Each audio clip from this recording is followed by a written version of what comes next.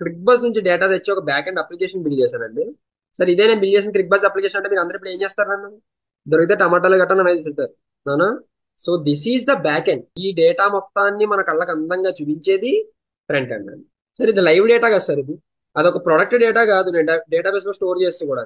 మరి డేటా అంతా ఎక్కడి నుంచి వస్తుంది సార్? నేను క్రిక్ బస్ వాడి ఏపీఐని కాల్ చేసుకుని డేటా తీసుకొస్తున్నాను వాడి దగ్గర నుంచి. స్ప్రింగ్ బూట్ తో ఒక బ్యాక్ ఎండ్ అప్లికేషన్ బిల్డ్ చేయడం వల్ల నాకు ఈ డేటా వస్తుంది.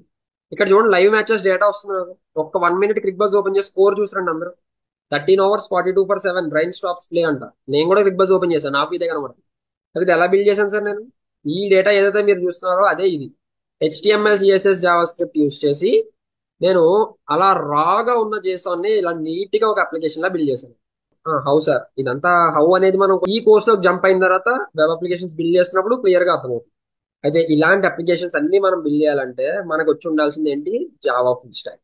జావా ఫుల్ స్టాక్ నేర్చుకున్న తర్వాత మనం ఇలాంటి అప్లికేషన్స్ అన్ని బిల్డ్ చేయగలం. ఈ జావా ఫుల్ స్టాక్ మనం ఈ కోర్స్ లో మొత్తం స్క్రాచ్ నుంచి జీరో నుంచి నేర్చుకోబోతున్నాము. We will start from zero where someone who doesn't know programming what is a program నుంచి స్టార్ట్ చేసి we will build entire web application. Next 5 to 6 months లో we will be learning this. ఇలాంటివి build చేయడానికి excited గా ఉన్నారా?